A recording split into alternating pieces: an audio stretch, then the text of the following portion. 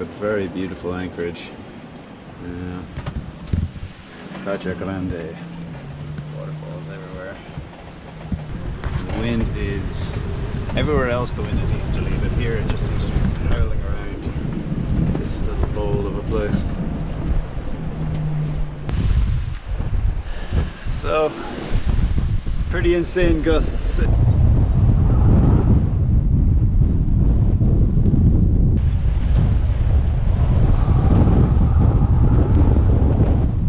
Dinghy flipped. It's the second one. Engine on.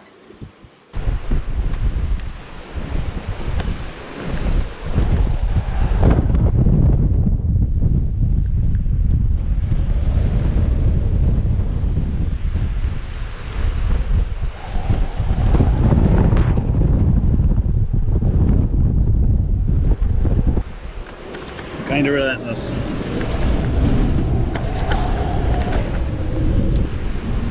I had a knockdown earlier, or near knockdown. The mast wasn't in the water, but the whole cockpit combing was, and there was water just bucketing in here, and I hadn't got the washboards in place. They were actually in the cockpit, so they were washing on the sole of the cockpit, and I kind of rushed to grab them and slammed them in. A little bit of water got down below, but not much. But that's the lesson learned. They're going to be in for the rest of the night. A couple of issues. One is my engine is not working. It's leaking from the common fuel return rail. It's a pain. It's one more thing that's gone wrong, and it's just showing that the boat is in need of a general service at this stage. So yeah, I need to spend a bit of time in Horta on that.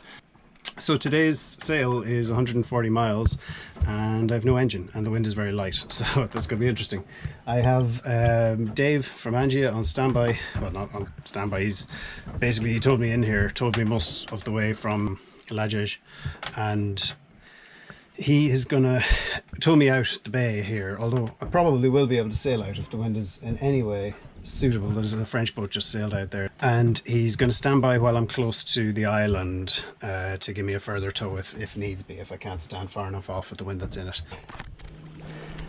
So step one done. I forgot to turn on the video, but I've sailed out of the anchorage. Had to jibe around getting closer to the beach in the process, but that's just what you have to do when you have no way under you, because you're starting from a standing start at anchor. So yeah, it's a bit scary heading in towards the rocks in order to go further out, but it's done now, and I've almost cleared this this headland, which was my second big worry. So yeah, all good so far. And the wind is nice, you know, it's stronger than I thought it would be. It's supposed to be about 6 knots, but it feels more like 7 or 8 or 9, and it's always rising throughout the day, so good start. Looking away from land nicely now. It's a great feeling when you have no engine and you're just under sail to get away from the rocks and head out to sea a bit where there's more wind and less chance that you'll just have no wind at all and drift onto the rocks. So happy days. We're a little over halfway from Flores to Horta. We've about 66 miles to go, and I can't really get her to sail a straight course. I'm just having to go up a little, and then later on we might go dead downwind. All is well enough. We'll be getting in after dark, I think, but it won't be like 3 in the morning or anything. It'll be like midnight, or maybe even sooner than that if we can keep up to decent speeds. The last while we've been averaging about five and a bit knots, which is fine, obviously. Yeah, and the wind's building, which is good, and it's not forecast to build too much, which is also good. Spotted Faial ahead, about 110, 120 miles done, and just a little less than 30 miles left to go till Horta. So about 17, 18 miles off the island now. I could just make it out through the kind of the haze. It's not gonna really show up, but it's out there. You can see it. Yeah, so the whole thing has been a bit nerve-wracking between no wind at all at the start and trying to sail out of an anchorage, and the nerve-wrackingness of knowing that I'll have to sail into Horta. Islands are good places to do it rather than coast hopping, because, you know, once you're offshore it makes no functional difference anyway, as long as you have a bit of wind. And the ports tend to be quite straightforward on islands, you know, they're not usually up huge estuaries or and they tend to be, the only issue is they tend to be on the leeward side of the island. Fingers crossed, here we go shortly. I'll make sure I try and record it. Frenzy with dolphins going on here. And they look delighted to see me.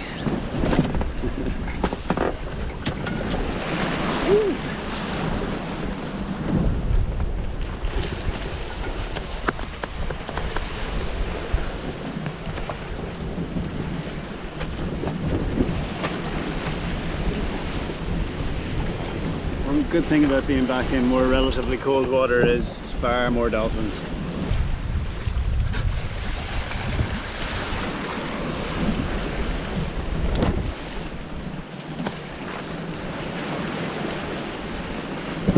Out in the last of the tide at the moment, and as you can see there's grey skies moving over. I'm hoping there's some wind in those, but preferably not till I get around the corner, because at the moment I've got wind over tide and some pretty minor overfalls, but cockpit almost got swamped a minute ago, and it's just a bit all over the place. It's fine, but obviously the speed is slow as well, because we've got about a knot and a half against us, a knot against us. It's spring tides. We're coming into the last hour, well, last hour and a half. So in theory, you know, the worst of the tide should be behind us.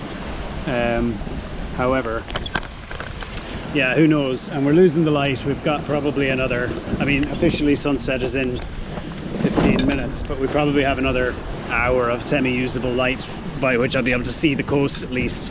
And from then on, obviously, it'll be eyeball navigation of navigational marks and lights and GPS. Feeling good. This is going to be fine. I just have to be patient, stay away from land until I'm certain I have a clean go in at it. And yeah, and it doesn't matter what time I get in, you know, it's going to be probably dark anyway, and I'm just going to go to sleep. I'm absolutely exhausted. So I appear to have gotten through the worst of the overfalls, kind of by luck more than anything. Well, definitely by luck more than anything else. I'm arriving at this headland an hour before the tide turns. In 15 minutes I'll be there. There'll be 45 minutes left on the tide, and I'd be pretty hopeful that it's not particularly strong at that stage. The last hour of the tide is pretty weak, usually.